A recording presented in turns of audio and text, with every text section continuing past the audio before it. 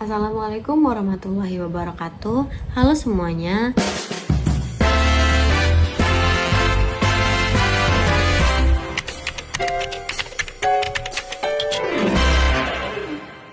Kembali lagi bersama saya Alia dengan NIM 2403200002.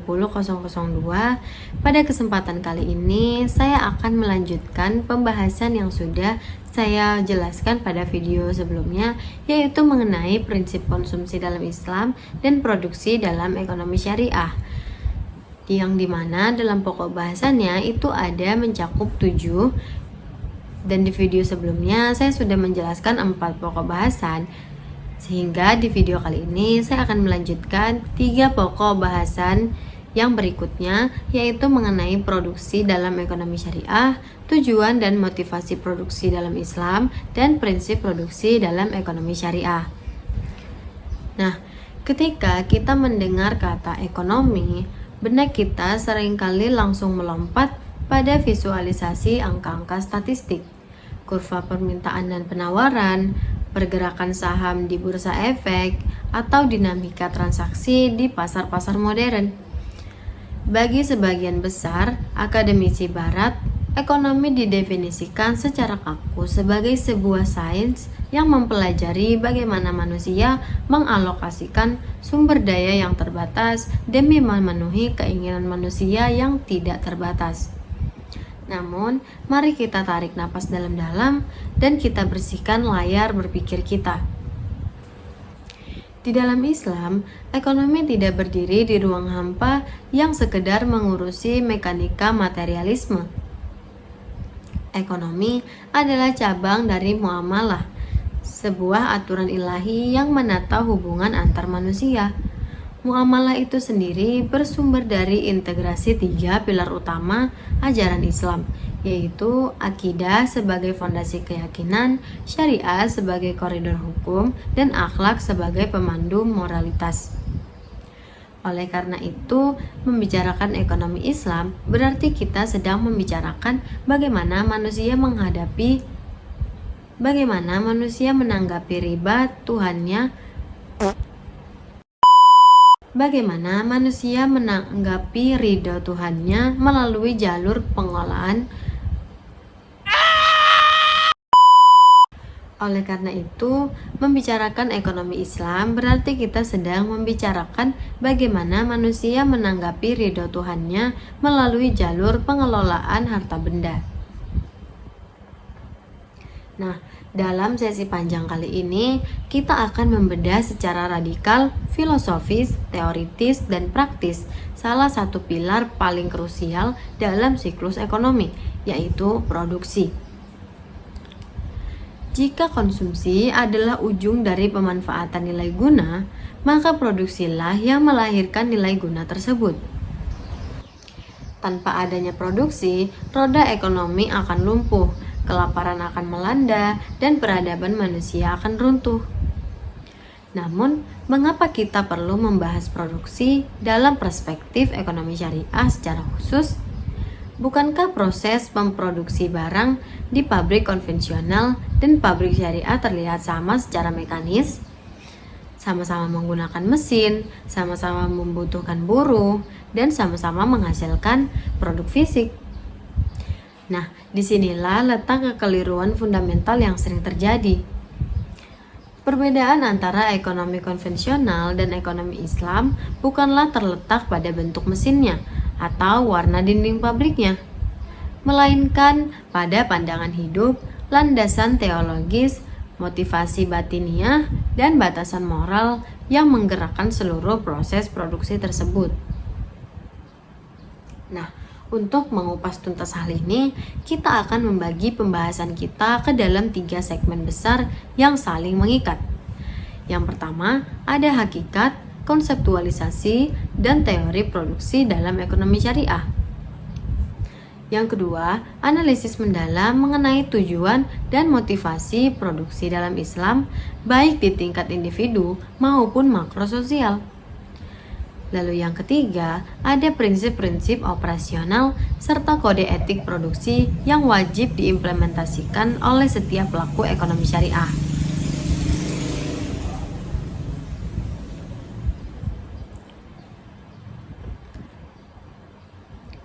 Nah, mari kita masuk ke poin kita yang pertama, yaitu produksi dalam ekonomi syariah. Secara etimologis, dalam literatur ekonomi Islam klasik, aktivitas produksi seringkali direpresentasikan dengan istilah al-intaj yang berakar dari kata nataja, yang berarti melahirkan atau menghasilkan. Namun, para pemikir ekonomi Islam tidak berhenti pada definisi bahasa. Mereka merumuskan produksi sebagai sebuah aktivitas terencana yang tidak hanya mengubah bentuk fisik suatu materi, melainkan meningkatkan kemaslahatan dari materi tersebut. Mari kita bandingkan secara kontraks dengan ekonomi konvensional.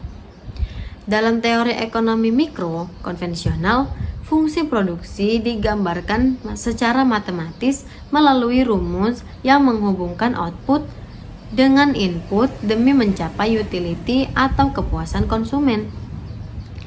Selama suatu barang disukai konsumen dan mereka bersedia membayar untuk barang tersebut, maka barang itu sah untuk diproduksi. Akibatnya apa? Industri rokok ilegal, industri minuman keras, industri hiburan pornografi, hingga industri senjata pemusnah massal dianggap sah secara ekonomi konvensional karena mereka menghasilkan utilitas bagi konsumen tertentu dan mendatangkan profit bagi produsen. Nah, lalu Islam datang dengan paradigma yang merevolusi konsep tersebut. Di dalam ekonomi syariah, utilitas atau kepuasan materi bukanlah standar tertinggi. Standar tertinggi dari suatu produksi adalah maslahah atau kemaslahatan. Maslahah adalah segala sesuatu yang mengandung manfaat yang diakui oleh syariat, yang mampu memelihara kebutuhan dasar manusia dan menghindarkan manusia dari kerusakan.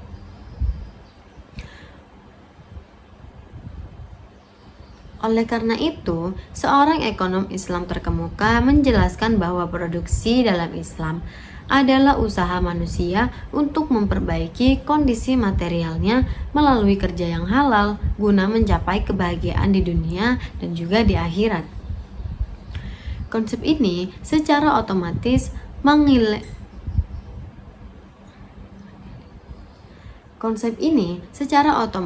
mengeliminasi barang-barang yang membahayakan moral, fisik, dan spiritual manusia dari daftar komoditas yang boleh diproduksi.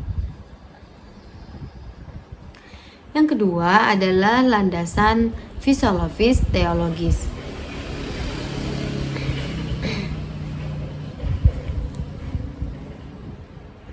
Nah, untuk memahami mengapa produksi dalam Islam memiliki batasan yang begitu ketat, kita harus menyelami 3 pilar filosofis utamanya. Pilar pertama adalah tauhid.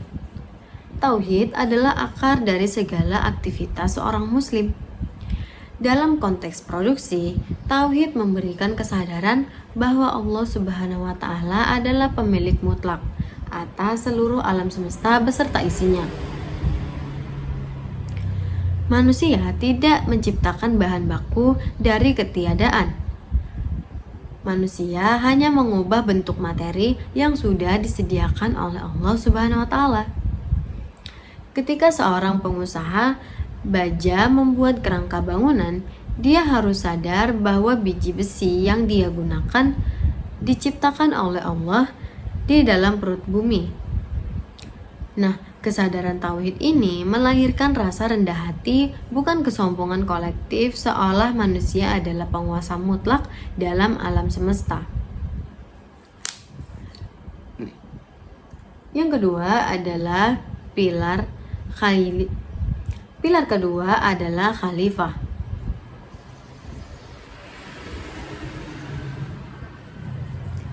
Karena Allah adalah pemilik mutlak, maka manusia diposisikan sebagai khalifah atau pengelola atau juga pemegang amanah di muka bumi. Allah Subhanahu wa Ta'ala berfirman dalam surah Al-Baqarah ayat 30, Ingatlah ketika Tuhanmu berfirman kepada para malaikat, sesungguhnya aku hendak menjadikan seorang khalifah di muka bumi.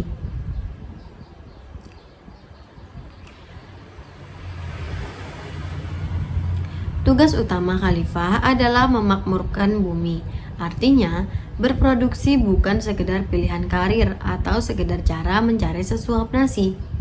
Berproduksi adalah tugas suci kenegaraan kosmis yang didelegasikan langsung oleh Sang Pencipta kepada manusia. Menelantarkan potensi bumi, membiarkan lahan gersang, atau membiarkan teknologi tidak berkembang untuk kesejahteraan manusia adalah bentuk pengkhianatan terhadap tugas khalifah ini. Nah, pilar yang ketiga adalah tazkiyah. Aktivitas ekonomi termasuk produksi harus menjadi sarana tazkiyah atau penyucian jiwa dan pembersihan harta. Produksi yang benar tidak akan mengorbankan kesucian moral produsennya. Proses produksi tidak boleh melibatkan kecurangan, eksploitasi, atau kebohongan. Hasil dari produksi tersebut kemudian disucikan lagi melalui mekanisme zakat, infak, dan juga sedekah.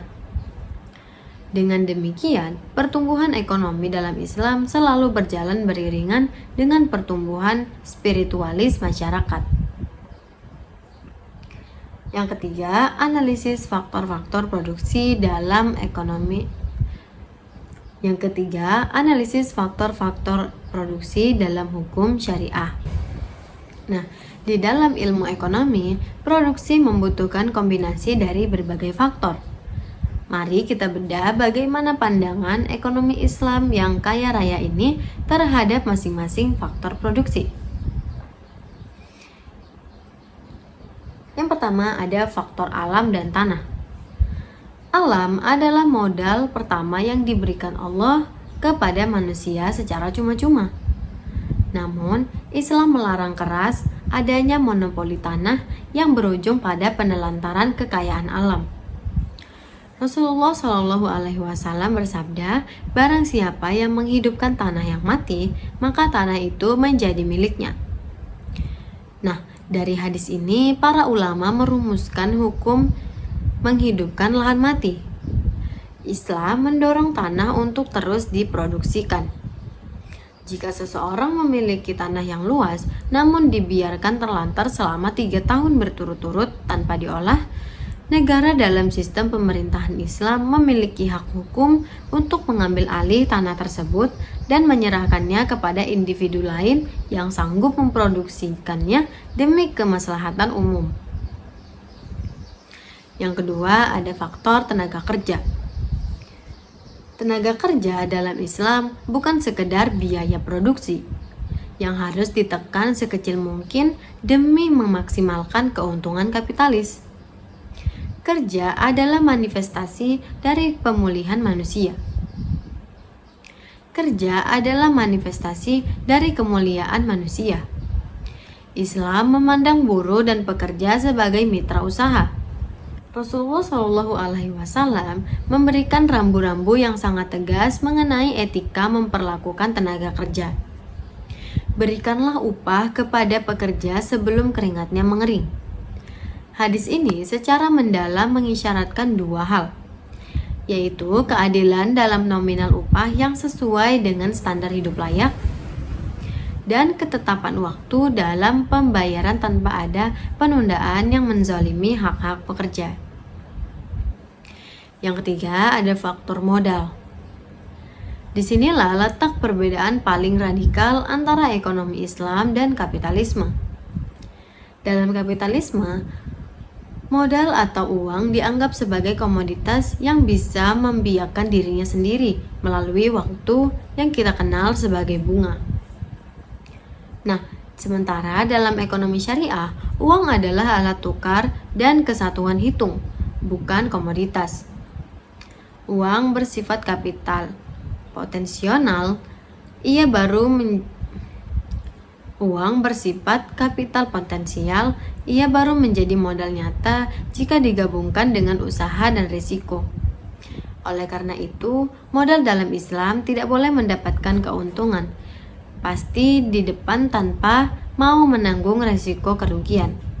Modal harus diputar di sektor real melalui akad-akad bagi hasil seperti mudharabah atau kemitraan pemilik modal dan pengelola, atau juga musyarakah, yaitu kemitraan sesama pemilik modal. Yang keempat, ada faktor manajemen dan kewirausahaan. Faktor keempat ini adalah keahlian manajerial. Seorang produsen muslim harus memiliki sifat potensialisme, ketepatan, dan kesempurnaan dalam bekerja. Rasulullah Shallallahu Alaihi Wasallam bersabda, sesungguhnya Allah mencintai jika salah seorang di antara kalian melakukan suatu pekerjaan, ia melakukannya secara itqan atau profesional.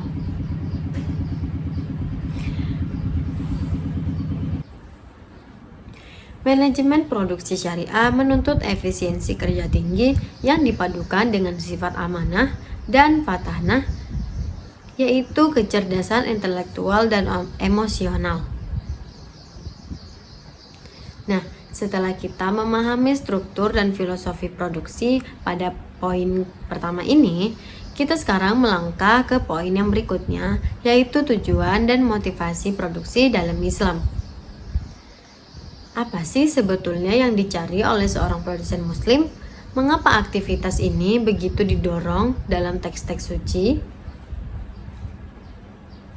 Nah, tujuan utama produksi dalam Islam tidak boleh lepas dari upaya mewujudkan kemaslahatan manusia yang terangkum dalam maqasid asy-syariah.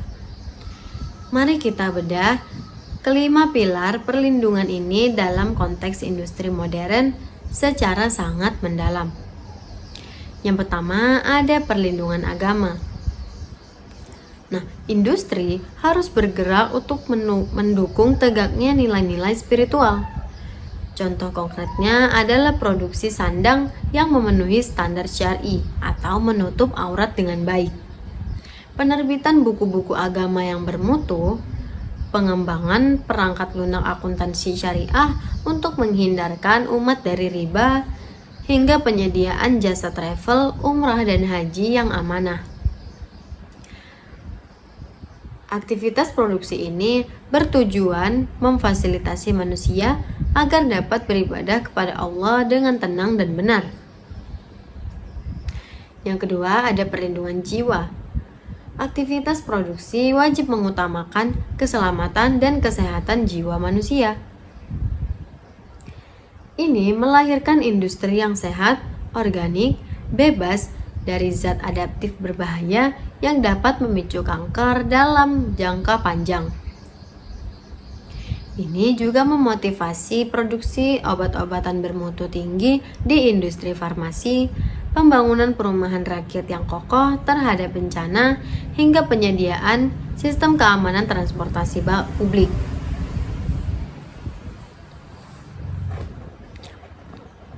Industri yang mengabaikan keselamatan kerja buruhnya demi menekan biaya produksi dinilai telah melanggar pilar pelestarian jiwa ini. Yang ketiga, ada perlindungan akal. Islam adalah agama ilmu. Maka produksi harus diarahkan untuk mencerdaskan kehidupan bangsa. Memproduksi buku, mendirikan lembaga pendidikan, memproduksi konten-konten media elektronik yang mendidik, dan mengembangkan teknologi kecerdasan buatan untuk kemanusiaan adalah contohnya. Sebaliknya, memproduksi komoditas yang merusak fungsi akal seperti minuman keras, narkoba, game, judi, terselubung atau konten-konten manipulatif hukumnya haram dan mutlak karena peruntunan pilar perlindungan akal. Yang keempat adalah perlindungan keturunan. Produksi harus mendukung keberlanjutan generasi manusia yang sehat dan bermoral. Hal ini mencakup penyediaan layanan kesehatan ibu dan anak, formulasi makanan bayi yang aman, hingga pembangunan tata kota yang ramah anak dan keluarga. Di tingkat makro, prinsip ini melarang produksi zat-zat kimia atau senjata biologis yang dapat merusak genetika manusia atau menyebabkan kemandulan massal. Dan yang kelima adalah perlindungan harta. Tujuan produksi adalah menciptakan kekayaan baru yang sah, menjaga nilai harta agar tidak terdepresiasi oleh inflasi yang zalim, serta mendistribusikannya secara adil. Ini memotivasi produksi instrumen investasi syariah, teknologi vintage, syariah yang transparan, dan infrastruktur fisik yang mempermudah mobilitas barang dan dari produsen ke konsumen tanpa rantai tengkulak yang mencekik. Nah, lalu motivasi sosial terbesar dalam ekonomi Islam terletak pada doktrin fardu kifayah. Mari kita telaah pandangan luar biasa dari Hujatul Islam Imam Al-Ghazali dalam kitab monumentalnya Ihya Ulumuddin. Beliau mengklasifikasikan berbagai macam profesi ekonomi ke dalam kategori kewajiban sosial yang suci. Al-Ghazali berpendapat bahwa jika suatu masyarakat kekurangan produsen makanan, pakaian, perumahan, atau bahkan tenaga medis dan pandai besi, maka seluruh masyarakat di wilayah tersebut berdosa di hadapan Allah Subhanahu wa Ta'ala. Nah, mengapa? Karena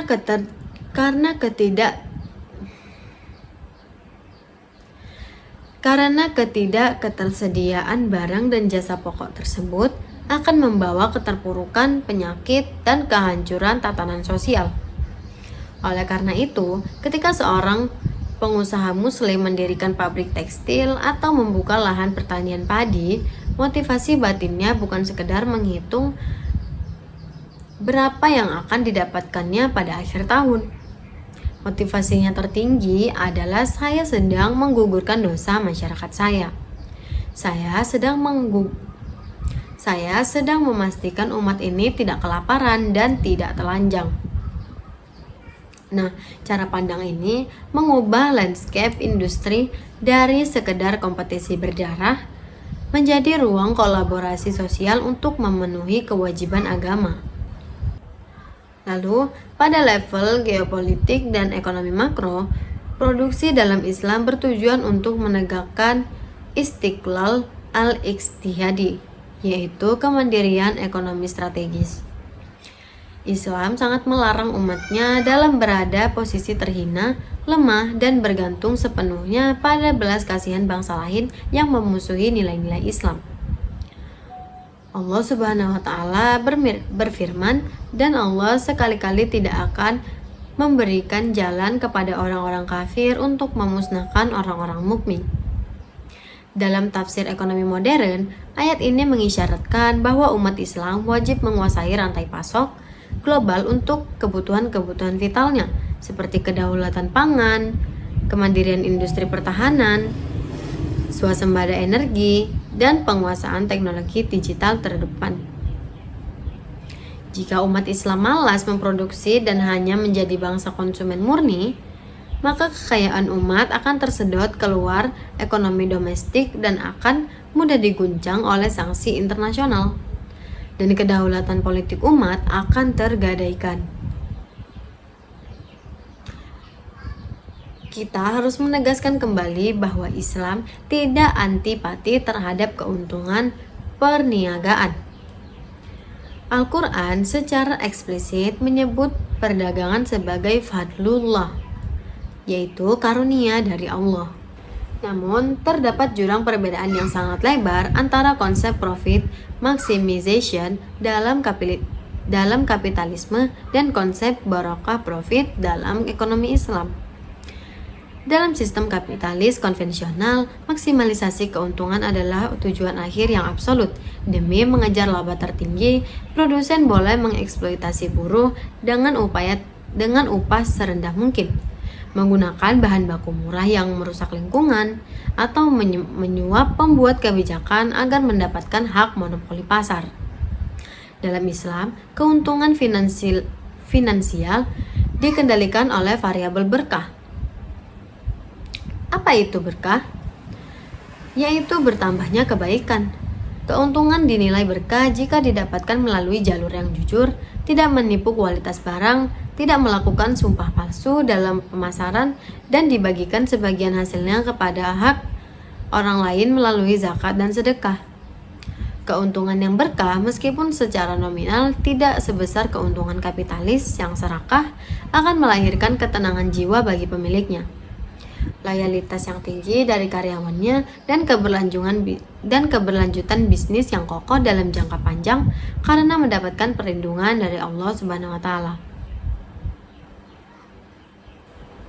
Nah, kini kita sampai pada bagian operasional terkonsolidasi, yaitu poin yang ketiga, prinsip produksi dalam ekonomi syariah.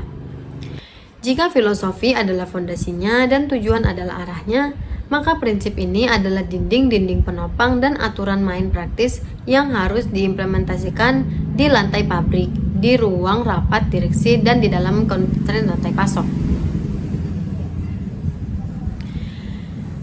Yang pertama adalah prinsip kehalalan komprehensif. Prinsip pertama dan utama adalah penerapan standarisasi halalan thayyiban di sepanjang ilahi proses produksi tanpa celah sedikit pun. Kehalalan ini tidak boleh dipahami secara sempit hanya pada ketidakadaan unsur babi atau alkohol pada produk akhir. Kehalalan dalam ekonomi syariah bersifat menyeluruh, yaitu halal dari sisi input material, seluruh bahan baku, bahan penolong, hingga zat adiktif kimia wajib terlacak sertifikasi kehalalannya secara valid. Lalu halal dari sisi pendanaan. Modal awal untuk mendirikan industri tidak boleh berasal dari pinjaman ribawi, bank konvensional yang mengikat perusahaan dengan bunga berbunga. Pendanaan harus menggunakan instrumen syariah seperti penerbitan sukuh, pembiayaan mudharabah, atau skema bagi hasil mudharabah.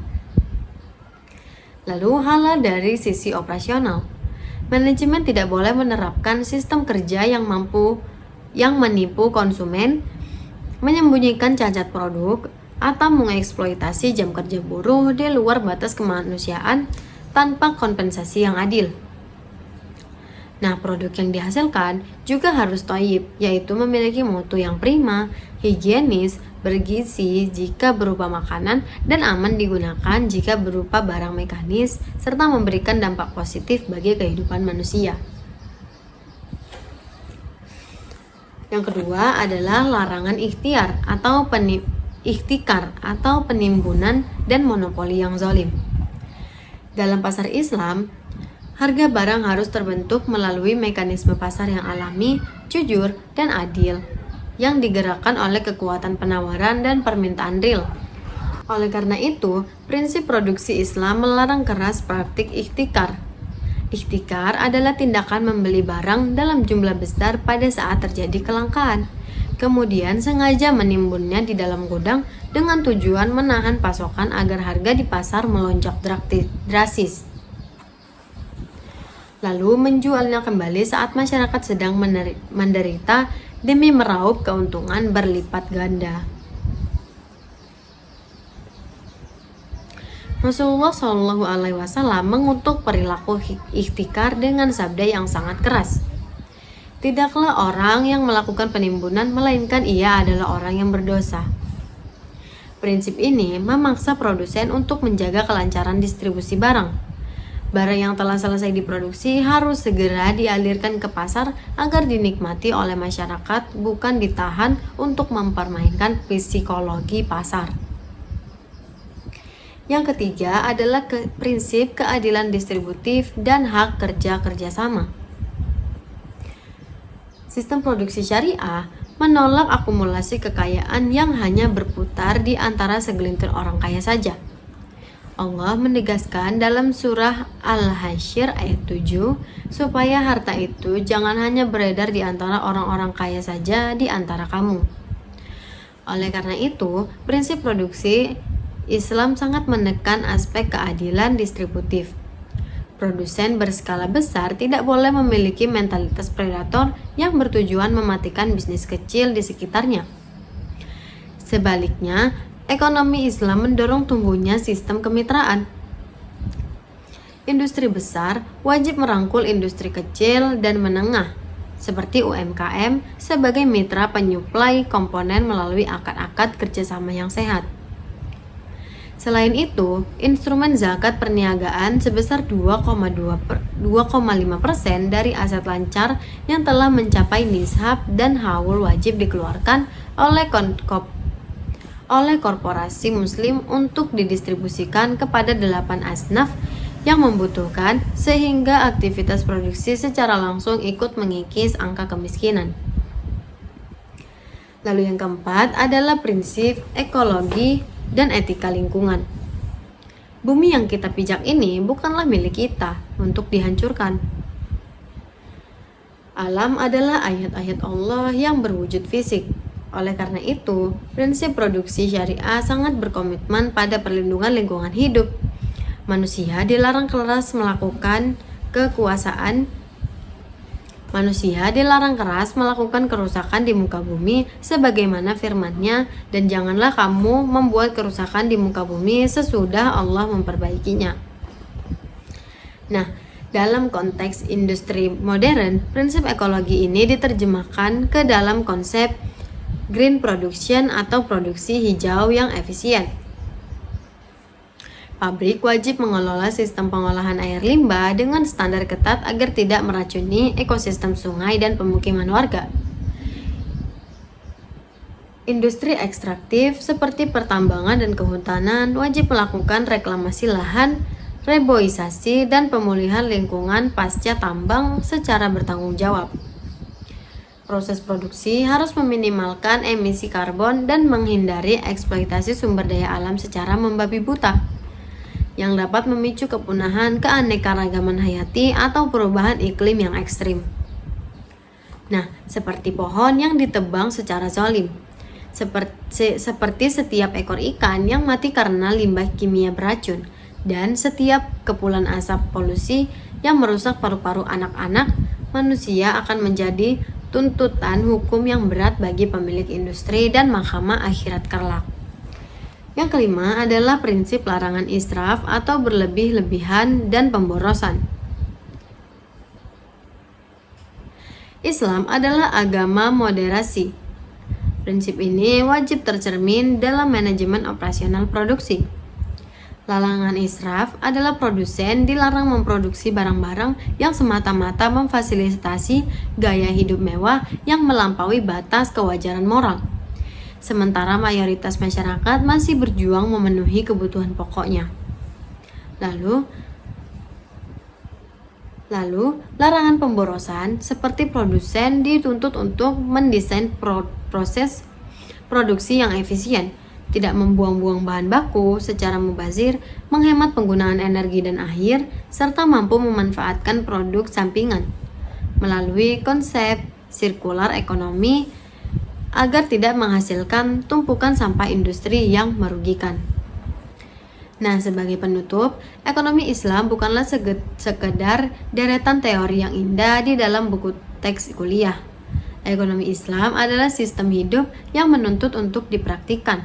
Perubahan peradaban ekonomi tidak akan terjadi hanya karena retorika, melainkan dengan lahirnya generasi produsen muslim baru, para petani yang jujur di sawah, para buruh yang berdedikasi tinggi di lantai pabrik, dan para manajer yang amanah di ruang rapat, serta para tektonat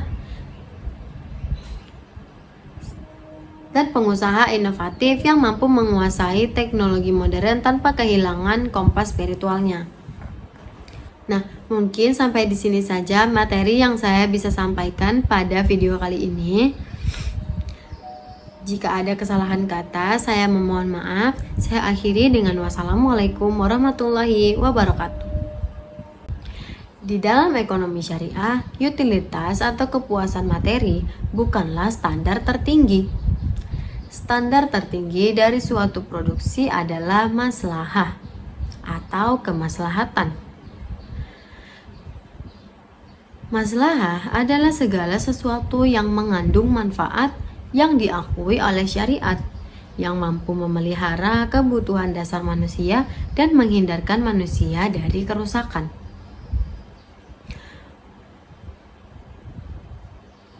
Oleh karena itu, seorang ekonom Islam terkemuka menjelaskan bahwa produksi dalam Islam adalah usaha manusia untuk memperbaiki kondisi materialnya melalui kerja yang halal guna mencapai kebahagiaan di dunia dan juga di akhirat. Konsep ini secara otomatis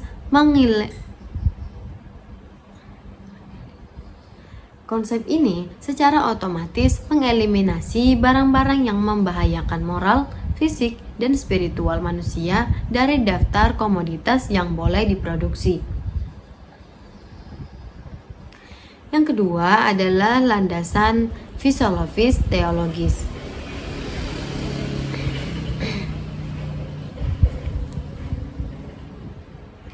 Nah, untuk memahami mengapa produksi dalam Islam memiliki batasan yang begitu ketat, kita harus menyelami 3 pilar filosofis utamanya. Pilar pertama adalah tauhid. Tauhid adalah akar dari segala aktivitas seorang muslim. Dalam konteks produksi, tauhid memberikan kesadaran bahwa Allah Subhanahu wa Ta'ala adalah pemilik mutlak atas seluruh alam semesta beserta isinya. Manusia tidak menciptakan bahan baku dari ketiadaan. Manusia hanya mengubah bentuk materi yang sudah disediakan oleh Allah Subhanahu wa Ta'ala. Ketika seorang pengusaha baja membuat kerangka bangunan, dia harus sadar bahwa biji besi yang dia gunakan diciptakan oleh Allah di dalam perut bumi. Nah, kesadaran tauhid ini melahirkan rasa rendah hati, bukan kesombongan kolektif seolah manusia adalah penguasa mutlak dalam alam semesta. Yang kedua adalah pilar kedua adalah khalifah.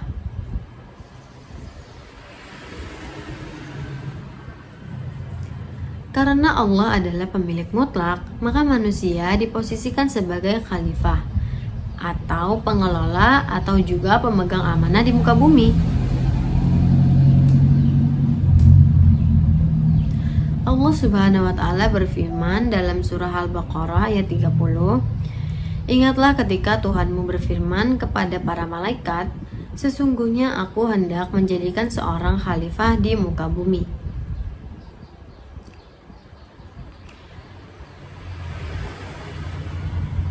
Tugas utama khalifah adalah memakmurkan bumi. Artinya, berproduksi bukan sekedar pilihan karir atau sekedar cara mencari sesuap nasi. Berproduksi adalah tugas suci kenegaraan kosmis yang didelegasikan langsung oleh Sang Pencipta kepada manusia. Menelantarkan potensi bumi, membiarkan lahan gersang, atau membiarkan teknologi tidak berkembang untuk kesejahteraan manusia adalah bentuk pengkhianatan terhadap tugas khalifah ini. Nah, pilar yang ketiga adalah tazkiyah. Aktivitas ekonomi termasuk produksi harus menjadi sarana tazkiyah atau penyucian jiwa dan pembersihan harta.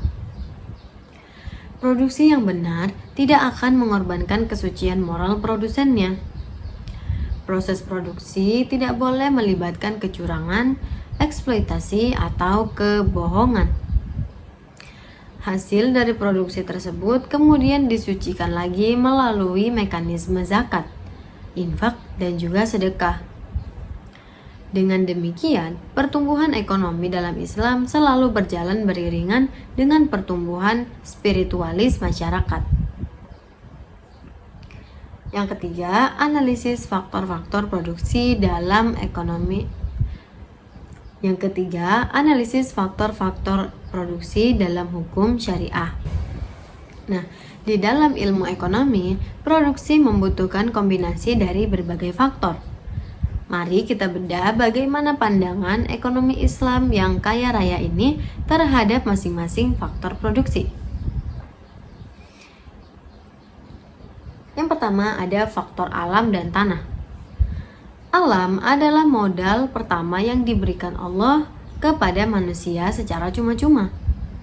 Namun, Islam melarang keras adanya monopoli tanah yang berujung pada penelantaran kekayaan alam. Rasulullah Shallallahu Alaihi Wasallam bersabda, barang siapa yang menghidupkan tanah yang mati, maka tanah itu menjadi miliknya. Nah, dari hadis ini para ulama merumuskan hukum menghidupkan lahan mati. Islam mendorong tanah untuk terus diproduksikan. Jika seseorang memiliki tanah yang luas, namun dibiarkan terlantar selama 3 tahun berturut-turut tanpa diolah, negara dalam sistem pemerintahan Islam memiliki hak hukum untuk mengambil alih tanah tersebut dan menyerahkannya kepada individu lain yang sanggup memproduksikannya demi kemaslahatan umum. Yang kedua, ada faktor tenaga kerja. Tenaga kerja dalam Islam bukan sekedar biaya produksi yang harus ditekan sekecil mungkin demi memaksimalkan keuntungan kapitalis. Kerja adalah manifestasi dari pemulihan manusia. Kerja adalah manifestasi dari kemuliaan manusia. Islam memandang buruh dan pekerja sebagai mitra usaha. Rasulullah Shallallahu Alaihi Wasallam memberikan rambu-rambu yang sangat tegas mengenai etika memperlakukan tenaga kerja. Berikanlah upah kepada pekerja sebelum keringatnya mengering. Hadis ini secara mendalam mengisyaratkan 2 hal, yaitu keadilan dalam nominal upah yang sesuai dengan standar hidup layak dan ketetapan waktu dalam pembayaran tanpa ada penundaan yang menzalimi hak-hak pekerja. Yang ketiga, ada faktor modal. Disinilah letak perbedaan paling radikal antara ekonomi Islam dan kapitalisme. Dalam kapitalisme, modal atau uang dianggap sebagai komoditas yang bisa membiakkan dirinya sendiri melalui waktu yang kita kenal sebagai bunga. Nah, sementara dalam ekonomi syariah, uang adalah alat tukar dan kesatuan hitung, bukan komoditas. Uang bersifat kapital potensial, Uang bersifat kapital potensial, ia baru menjadi modal nyata jika digabungkan dengan usaha dan risiko. Oleh karena itu, modal dalam Islam tidak boleh mendapatkan keuntungan pasti di depan tanpa mau menanggung risiko kerugian. Modal harus diputar di sektor real melalui akad-akad bagi hasil seperti mudharabah atau kemitraan pemilik modal dan pengelola, atau juga musyarakah, yaitu kemitraan sesama pemilik modal. Yang keempat, ada faktor manajemen dan kewirausahaan. Faktor keempat ini adalah keahlian manajerial. Seorang produsen muslim harus memiliki sifat potensialisme, ketepatan, dan kesempurnaan dalam bekerja. Rasulullah Shallallahu Alaihi Wasallam bersabda, sesungguhnya Allah mencintai jika salah seorang di antara kalian melakukan suatu pekerjaan, ia melakukannya secara itqan atau profesional.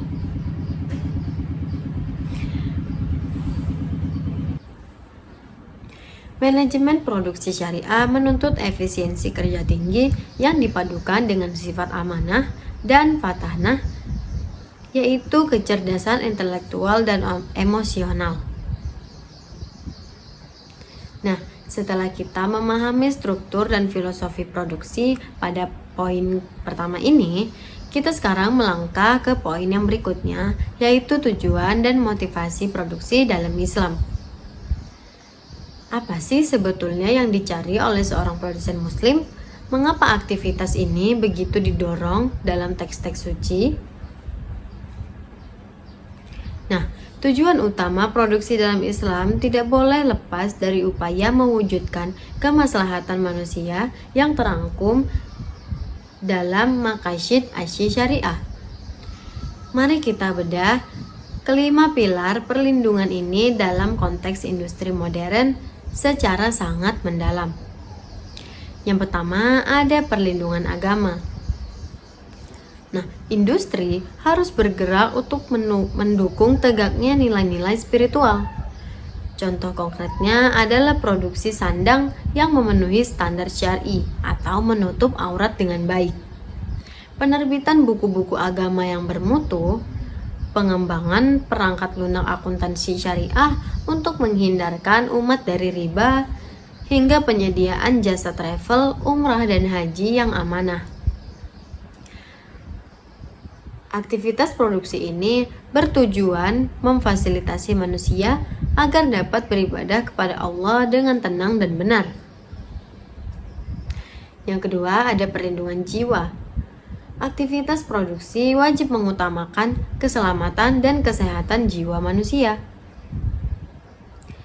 Ini melahirkan industri yang sehat, organik, bebas dari zat adaptif berbahaya yang dapat memicu kanker dalam jangka panjang.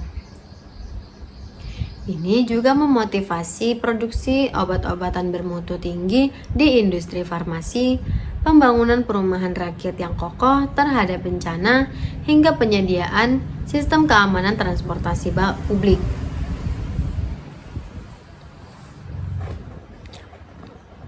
Industri yang mengabaikan keselamatan kerja buruhnya demi menekan biaya produksi dinilai telah melanggar pilar pelestarian jiwa ini.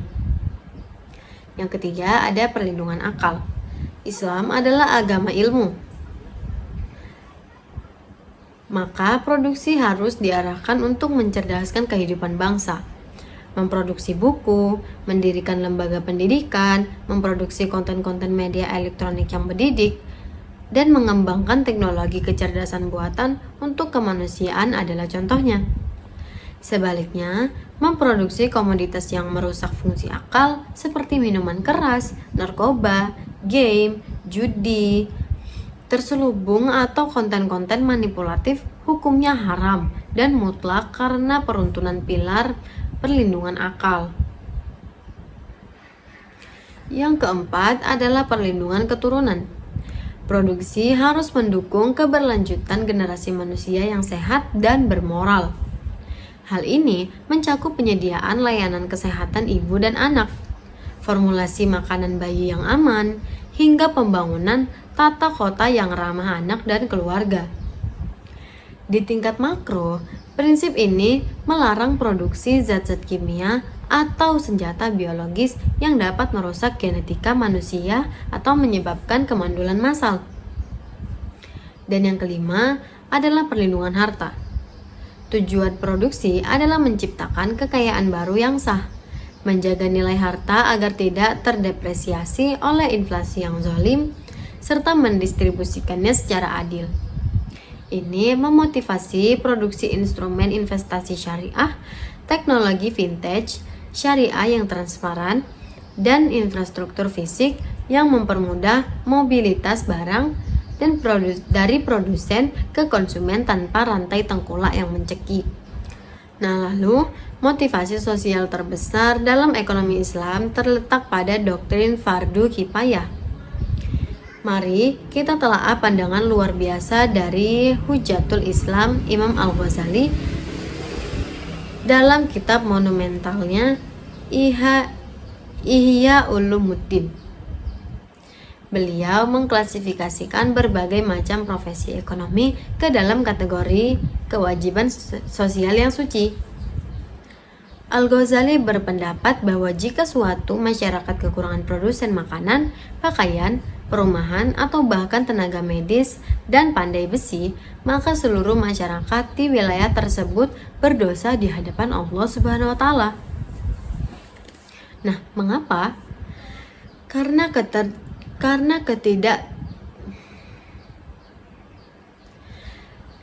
ketidakketersediaan barang dan jasa pokok tersebut akan membawa keterpurukan, penyakit, dan kehancuran tatanan sosial. Oleh karena itu, ketika seorang pengusaha muslim mendirikan pabrik tekstil atau membuka lahan pertanian padi, motivasi batinnya bukan sekedar menghitung berapa yang akan didapatkannya pada akhir tahun. Motivasinya tertinggi adalah saya sedang menggugurkan dosa masyarakat saya. Saya sedang memastikan umat ini tidak kelaparan dan tidak telanjang. Nah, cara pandang ini mengubah landscape industri dari sekedar kompetisi berdarah menjadi ruang kolaborasi sosial untuk memenuhi kewajiban agama. Lalu, pada level geopolitik dan ekonomi makro, produksi dalam Islam bertujuan untuk menegakkan istiqlal al-ijtihadi, yaitu kemandirian ekonomi strategis. Islam sangat melarang umatnya dalam berada posisi terhina, lemah, dan bergantung sepenuhnya pada belas kasihan bangsa lain yang memusuhi nilai-nilai Islam. Allah Subhanahu wa Ta'ala berfirman, dan Allah sekali-kali tidak akan memberikan jalan kepada orang-orang kafir untuk memusnahkan orang-orang mukmin. Dalam tafsir ekonomi modern, ayat ini mengisyaratkan bahwa umat Islam wajib menguasai rantai pasok global untuk kebutuhan-kebutuhan vitalnya, seperti kedaulatan pangan, kemandirian industri pertahanan, swasembada energi, dan penguasaan teknologi digital terdepan. Jika umat Islam malas memproduksi dan hanya menjadi bangsa konsumen murni, maka kekayaan umat akan tersedot keluar ekonomi domestik dan akan mudah diguncang oleh sanksi internasional, dan kedaulatan politik umat akan tergadaikan. Kita harus menegaskan kembali bahwa Islam tidak antipati terhadap keuntungan perniagaan. Al-Quran secara eksplisit menyebut perdagangan sebagai fadlullah, yaitu karunia dari Allah. Namun, terdapat jurang perbedaan yang sangat lebar antara konsep profit maximization dalam kapitalisme dan konsep barokah profit dalam ekonomi Islam. Dalam sistem kapitalis konvensional, maksimalisasi keuntungan adalah tujuan akhir yang absolut. Demi mengejar laba tertinggi, produsen boleh mengeksploitasi buruh dengan upah serendah mungkin, menggunakan bahan baku murah yang merusak lingkungan, atau menyuap pembuat kebijakan agar mendapatkan hak monopoli pasar. Dalam Islam, keuntungan finansial dikendalikan oleh variabel berkah. Apa itu berkah? Yaitu bertambahnya kebaikan. Keuntungan dinilai berkah jika didapatkan melalui jalur yang jujur, tidak menipu kualitas barang, tidak melakukan sumpah palsu dalam pemasaran, dan dibagikan sebagian hasilnya kepada hak orang lain melalui zakat dan sedekah.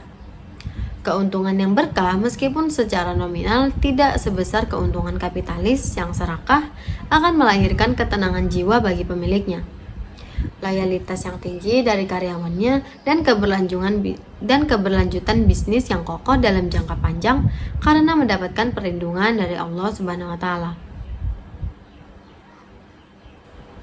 Nah, kini kita sampai pada bagian operasional terkonsolidasi, yaitu poin yang ketiga, prinsip produksi dalam ekonomi syariah. Jika filosofi adalah fondasinya dan tujuan adalah arahnya, maka prinsip ini adalah dinding-dinding penopang dan aturan main praktis yang harus diimplementasikan di lantai pabrik, di ruang rapat direksi, dan di dalam konstrain rantai pasok. Yang pertama adalah prinsip kehalalan komprehensif. Prinsip pertama dan utama adalah penerapan standarisasi halalan thayyiban di sepanjang ilahi proses produksi tanpa celah sedikit pun. Kehalalan ini tidak boleh dipahami secara sempit hanya pada ketidakadaan unsur babi atau alkohol pada produk akhir. Kehalalan dalam ekonomi syariah bersifat menyeluruh, yaitu halal dari sisi input material, seluruh bahan baku, bahan penolong, hingga zat adiktif kimia wajib terlacak sertifikasi kehalalannya secara valid. Lalu halal dari sisi pendanaan. Modal awal untuk mendirikan industri tidak boleh berasal dari pinjaman ribawi, bank konvensional yang mengikat perusahaan dengan bunga berbunga. Pendanaan harus menggunakan instrumen syariah seperti penerbitan sukuh, pembiayaan mudharabah, atau skema bagi hasil mudharabah. Lalu halal dari sisi operasional. Manajemen tidak boleh menerapkan sistem kerja yang menipu konsumen menyembunyikan cacat produk, atau mengeksploitasi jam kerja buruh di luar batas kemanusiaan tanpa kompensasi yang adil. Nah, produk yang dihasilkan juga harus thayyib, yaitu memiliki mutu yang prima, higienis, bergizi jika berupa makanan, dan aman digunakan jika berupa barang mekanis, serta memberikan dampak positif bagi kehidupan manusia. Yang kedua adalah larangan ikhtikar atau penimbunan dan monopoli yang zalim. Dalam pasar Islam, harga barang harus terbentuk melalui mekanisme pasar yang alami, jujur, dan adil, yang digerakkan oleh kekuatan penawaran dan permintaan real. Oleh karena itu, prinsip produksi Islam melarang keras praktik ikhtikar. Ikhtikar adalah tindakan membeli barang dalam jumlah besar pada saat terjadi kelangkaan, kemudian sengaja menimbunnya di dalam gudang dengan tujuan menahan pasokan agar harga di pasar melonjak drastis,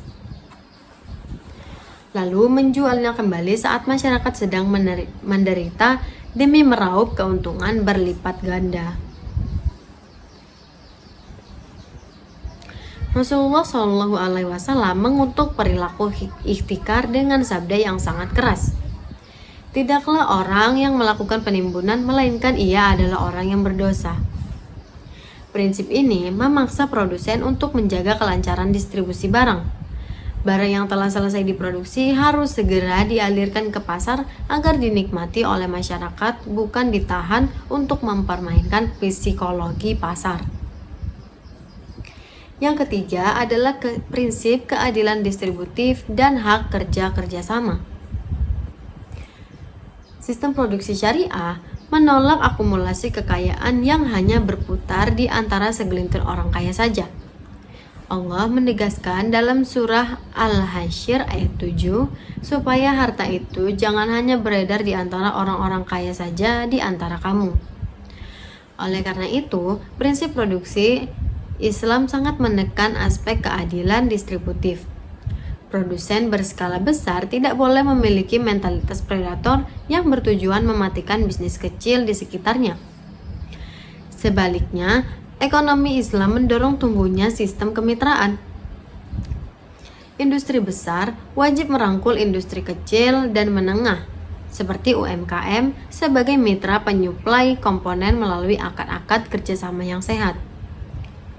Selain itu, instrumen zakat perniagaan sebesar 2,5% dari aset lancar yang telah mencapai nishab dan haul wajib dikeluarkan oleh korporasi muslim untuk didistribusikan kepada 8 asnaf yang membutuhkan, sehingga aktivitas produksi secara langsung ikut mengikis angka kemiskinan. Lalu yang keempat adalah prinsip ekologi dan etika lingkungan. Bumi yang kita pijak ini bukanlah milik kita untuk dihancurkan. Alam adalah ayat-ayat Allah yang berwujud fisik. Oleh karena itu, prinsip produksi syariah sangat berkomitmen pada perlindungan lingkungan hidup. Manusia dilarang keras melakukan kerusakan di muka bumi sebagaimana firman-Nya, dan janganlah kamu membuat kerusakan di muka bumi sesudah Allah memperbaikinya. Nah, dalam konteks industri modern, prinsip ekologi ini diterjemahkan ke dalam konsep green production atau produksi hijau yang efisien. Pabrik wajib mengelola sistem pengolahan air limbah dengan standar ketat agar tidak meracuni ekosistem sungai dan pemukiman warga. Industri ekstraktif seperti pertambangan dan kehutanan wajib melakukan reklamasi lahan, reboisasi, dan pemulihan lingkungan pasca tambang secara bertanggung jawab. Proses produksi harus meminimalkan emisi karbon dan menghindari eksploitasi sumber daya alam secara membabi buta, yang dapat memicu kepunahan keanekaragaman hayati atau perubahan iklim yang ekstrim.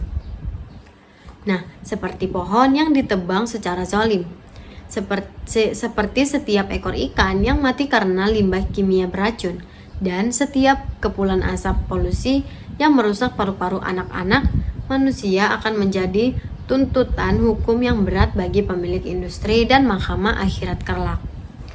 Yang kelima adalah prinsip larangan israf atau berlebih-lebihan dan pemborosan. Islam adalah agama moderasi. Prinsip ini wajib tercermin dalam manajemen operasional produksi. Larangan israf adalah produsen dilarang memproduksi barang-barang yang semata-mata memfasilitasi gaya hidup mewah yang melampaui batas kewajaran moral. Sementara mayoritas masyarakat masih berjuang memenuhi kebutuhan pokoknya. Lalu, larangan pemborosan seperti produsen dituntut untuk mendesain proses produksi yang efisien, tidak membuang-buang bahan baku secara mubazir, menghemat penggunaan energi dan air, serta mampu memanfaatkan produk sampingan melalui konsep sirkular ekonomi agar tidak menghasilkan tumpukan sampah industri yang merugikan. Nah, sebagai penutup, ekonomi Islam bukanlah sekedar deretan teori yang indah di dalam buku teks kuliah. Ekonomi Islam adalah sistem hidup yang menuntut untuk dipraktikkan. Perubahan peradaban ekonomi tidak akan terjadi hanya karena retorika, melainkan dengan lahirnya generasi produsen muslim baru, para petani yang jujur di sawah, para buruh yang berdedikasi tinggi di lantai pabrik, dan para manajer yang amanah di ruang rapat, serta para tektonat dan pengusaha inovatif yang mampu menguasai teknologi modern tanpa kehilangan kompas spiritualnya. Nah, mungkin sampai di sini saja materi yang saya bisa sampaikan pada video kali ini. Jika ada kesalahan kata, saya memohon maaf. Saya akhiri dengan wassalamualaikum warahmatullahi wabarakatuh.